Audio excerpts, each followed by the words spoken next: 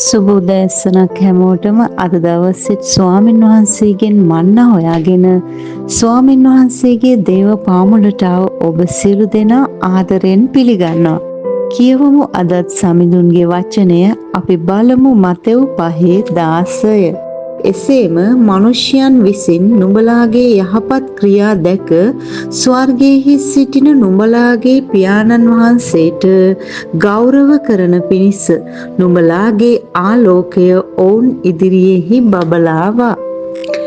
ඉතින් අපේ ස්වාමින් වහන්සේ යේසුස් වහන්සේ අපිට දුන්නු ඉතා වැදගත් කාරණාවක් ගැන තමයි අපි අද කතා කරන්නේ.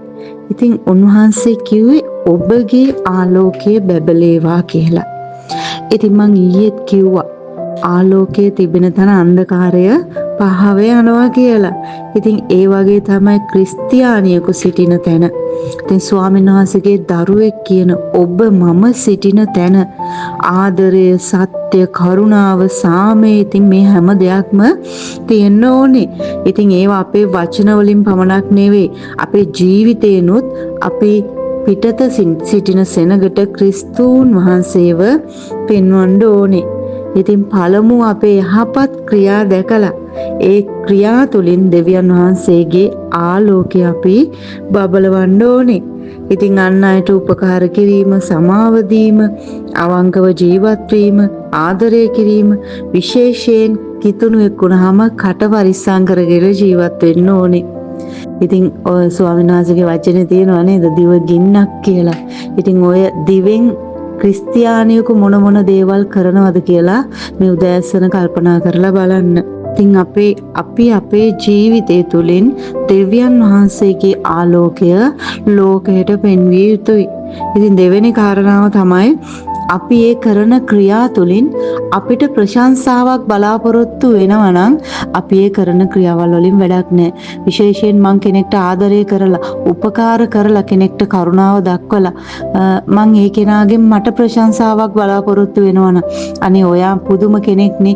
ඒ තුල මම සතුටක් ලබනවා නම් මම ඒ තුල මම මහිමයටපත් වෙන්න හදනවා නම් අපිට සතුටු ලබන්න, සතුටු වෙන්න බැරි කමක් නැහැ.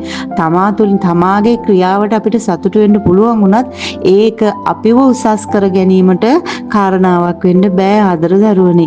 මොකද ස්වාමින් වහන්සේ තමයි අපේ ඒ ක්‍රියා තුලින් මහිමයටපත් විය යුත්තේ. අපේ ජීවිතය තුල දෙවියන් වහන්සේ ක්‍රියා කරනවා දැකීම තමයි බලාපොරොත්තු විය යුත්තේ. ඉතින් ඒක දැකලා මිනිස්සු ඒ තුල ස්වාමින් වහන්සේගේ ආලෝකය, දෙවියන් වහන්සේ අපි තුල ක්‍රියා කරනවා දැකලා ස්වාමින් වහන්සේගේ ආලෝකය දැකීම තමයි වැදගත්. ඉතින් මම ඔබෙන් ප්‍රශ්නයක් අහන්නද මේ වෙලාවේ?